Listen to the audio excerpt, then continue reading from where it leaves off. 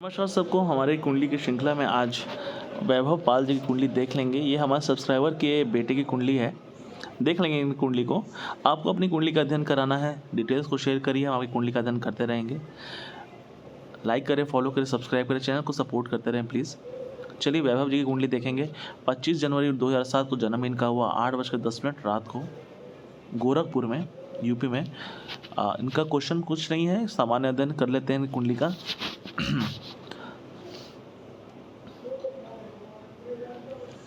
Scene लग्न की कुंडली है। केतु का बैठ जाना लग्न में, राहु सप्तम में हो गए, शुक्र यहाँ पे अच्छी स्थिति बना लेते हैं, दशमेश होकर बैठे हैं यहाँ पे, परंतु बैठे राहु के साथ हैं। देखिए यहाँ पे 2-3 चीज़ बातें हैं, यहाँ पे नोट कर लीजिए। चंद्रमा मेष में है, ये नक्षत्र इनका 6 डिग्री के हैं, अश्वनी में होना चाहिए, देख लेते हैं नक्षत्र में इनके चंद्रमा। देखिए अश्वनी नक्षत्र में बैठे हैं, ठीक है। तो ये चीज़ आप करेंगे, इनकी गंधमूल पूजा शांति करा लेंगे। शांति करा लिया है मूल का, गंधमूल की शांति हो गई है तो अच्छी बात है। ये हमारी तरफ सतैसा भी कहते हैं इसको। तो आप गंधमूल की पूजा जरूर कराएंगे, शांति कराएंगे। जड़ से समाप्त कोई प्रॉब्लम हो रहा हो, जड़ से समाप्त हो जाएगा, ठीक है। ये प्रॉब्लमेटिक होता है, जीवन भर में बाधा आना ये होता रहता है, तो गंधमूल की पूजा कराना आवश्यक होता है, तो ये कर लीजिएगा। राहु और केतु देखिए इनके वो हैं, राहु केतु हैं, शनिवत फल दे रहे हैं राहु यहाँ पे। कृपया शांति कराएं इसकी, राहु और केतु की। जाप कर सकते हैं, शांति कराना बहुत छोटी सी बात होती है। शांति आजकल पंडित जी एक बस 2-3 घंटे का पूजा होता है, करा लेंगे, राहु केतु की शांति होगी। मन जो विचलित रहता है, भ्रमित रहता है, डिसीजन लेने में प्रॉब्लम हो रहा है, सारा चीज़ स्थिति अच्छी बन जाएगी। देखिए ग्रह की एक ही दृष्टि पड़ रही है, बस शुक्र की दृष्टि यहाँ पे है, तो इससे क्या होता है ना, डिसीजन लेने का जो पावर होता है बच्चे में, मतलब वो घट जाता है। तो इस केतु के होने पे वहाँ पे भ्रमित रहता है बच्चा, डिसीजन ना ले पाना।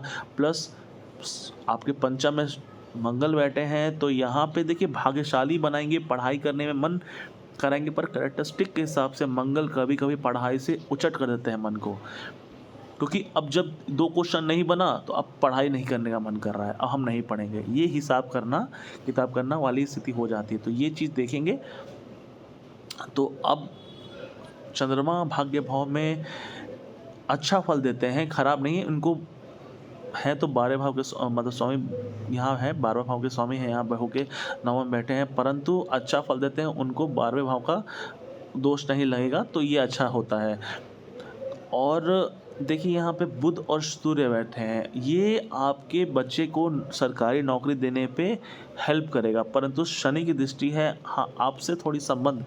आप देखिए बच्चा कभी कभी सूर्य शनि आपस में पिता पुत्र हैं, आमने सामने होते हैं, तो ये स्थिति जीवन में भी हो जाती है। हमने बहुत सारी कुंडलियों में देखा है जिनके सूर्य पे दृष्टि शनि की हो या आमने सामने हो जाए, पिता से मतभेद, पिता को ना समझ पाने वाला, ये स्थिति बन जाती है। तो ये स्थिति के लिए आपको जब पता है, बच्चा तो समझ नहीं पाता है। देखिए अभी एज जैसा रहता है, बच्चा अपने दोस्तों का ज़्यादा सुनता है, घर के कम सुनता है, तो ये स्थिति सबके घर में होती है। तो ये समझते हुए आपको समझदार बन के उसको एज अ फ्रेंड समझा के चलना पड़ेगा। आपको पता रहना चाहिए कि सूर्य शनि बैठे हैं, मतभेद हर बात में होगा। आपको गुस्सा आ जाएगा, आप कुछ बोल देंगे, उन्हें बुरा लग जाएगा, वो भी कुछ बोल देंगे, तो अच्छा बात है। हाँ हो सकता है वो कुछ ना बोले, पर अंदर मन में विषाद जो होता है उत्पन्न, वो हो जाती है। पिता से दूर रहने का योग बनता है, पिता से दूर चले जाते हैं, हॉस्टल चले गए, चाहे पढ़ने के लिए कॉलेज चले गए, अब दूर ही रह रहे हैं, लगभग काम भी बाहर ही कर रहे हैं। ये स्थिति बनाते हैं शनि और सूर्य सामने सामने होके, ठीक है। तो ये स्थिति, और शनि का जब 12वें बैठते हैं तो घर से दूर रहना ही बेटर रहता है। वो शनि बैठते हैं जब 12वें भाव में, तो थोड़ा सा विदेश चले जाना, परदेश चले जाना, अपने गांव को छोड़ देना, चाहे जहाँ जन्म हुआ वो स्थली को छोड़ कहीं और चले जाना, अच्छी स्थिति बना देती है। तो ये सारी स्थिति है इनकी कुंडली में, वो देख लें। चतुर्थ भाव में भाव बली हैं, गुरु अच्छा फल देने लगते हैं, बहुत अच्छी स्थिति बनाते हैं। सारी चीज़ जो होते हैं, गाड़ी, वाहन, माता के लिए प्यार, ये सारी स्थिति कर देते हैं, तो बहुत अच्छी स्थिति बन जाएगी। यहाँ पे गुरु का यहाँ होना अच्छी स्थिति है, ठीक है। प्लस पंचमेश हैं तो यहाँ बैठे हैं और अच्छा फल देने लगेंगे, ठीक है। और परिवर्तन देखिए, गुरु और मंगल का परिवर्तन है तो ये स्थिति भी बहुत अच्छी बनी है। पर जो मंगल का कैरेक्टरिस्टिक है, गुस्सा होना, थोड़ा सा रूखा होना, ये सारी स्थिति तो कैरेक्टरिस्टिक भर देती है। उसके बाद मंगल की दृष्टि पड़ गई शनि में, शनि की दृष्टि नहीं पड़ी है, मंगल की दृष्टि पड़ी है। थोड़ा सा रूड बोल देने वाला, ये सारी बातें करा देते हैं कभी कभी। नपातुला जो काम करने वाले बोलने वाला नहीं होता है, रूड बोलने वाला हो जाता है कभी कभी। शनि की दृष्टि है वाणी भाव में, कुटुंब से थोड़ा सा दूर दुराव करेंगे, होता रहेगा।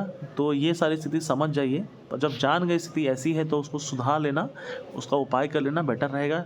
रत्न में इनका मंगल का रत्न पहन सकते हैं, भाग्यकारक रहेगा फल। मंगल का रत्न पहन लें, गुरु का रत्न पहन सकते हैं, ठीक है। अष्टमेश है, अष्टमेश का दोष नहीं लगेगा गुरु को, गुरु का रत्न पहन सकते हैं, मंगल का रत्न पहन सकते हैं कायदे से। राहु और केतु की शांति करा लेंगे, शनि का बीज मंत्र कर लेंगे क्योंकि सप्तमेश होकर बैठे हैं, वह में दूर घर से रह रहे हैं, अच्छी स्थिति बनी है, बहुत अच्छी स्थिति है। यहाँ पे चंद्रमा बहुत भाग्यशाली बनाते हैं। बाकी बचे आपके, देखिए एक इम्पोर्टेंट दो भाव को मैं छोड़ दिया अभी तक, मैं बताता हूँ आपके एकादश भाव को और द्वितीय भाव को। दोनों के बैठ गए यहाँ पे दशम में, मकर राशि में बैठे हैं। बुध और सूर्य मकर में, आप समझिए शनि की दृष्टि पड़ रही है। एक बार मान सम्मान का हानि तो कराएंगे, मतलब बहुत समाज में थोड़ी सी प्रॉब्लमेटिक चीज़ करा देंगे। बुद्धि मतलब पढ़ाई करने में थोड़ा मन ना लगने वाली करेंगे। पर सरकारी नौकरी का बुध और शुक्र यहाँ, सॉरी सूर्य और बुध यहाँ बैठ के अच्छी स्थिति बनाते हैं, सरकारी नौकरी प्राप्त करने की स्थिति बना देते हैं। प्रॉब्लम शनि की दृष्टि हो सकती है तो शनि का शांति के लिए बीज मंत्र कर लेंगे, उनका रत्न नहीं पहनेंगे। रत्न के लिए मंगल और गुरु का है, बाकी सबकी पूजा करेंगे, उस पूजा करने से स्थिति ठीक करेंगे। बुध की पूजा आवश्यक है, इंपॉर्टेंट भाव के स्वामी है, शनि की दृष्टि पड़ी हुई है, मित्र दृष्टि नहीं है, तत्कालिक शत्रुता में दोनों आमने सामने बैठे हैं। तो ये स्थिति के लिए आप बुध की पूजा करना स्टार्ट करेंगे। सूर्य के लिए, सूर्य तो लग्नेश होकर षष्ठ में बैठे हैं तो ये चीज़ आप समझ लीजिए कि इनको आजीवन गांठ बांध लेना है। सूर्य का बीज मंत्र करते रहेंगे, सूर्य को जल अर्पण करते रहेंगे।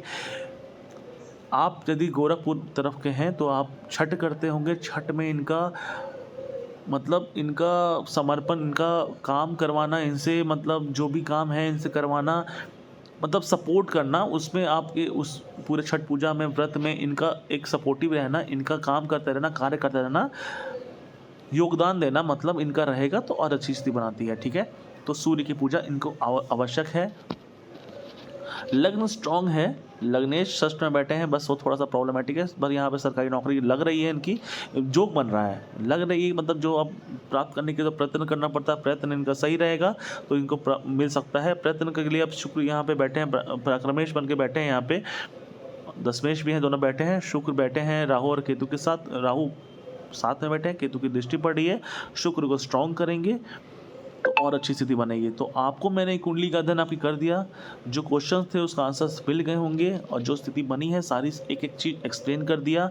जो दशा इनकी चल रही है वो भी देख लेते हैं एक बार।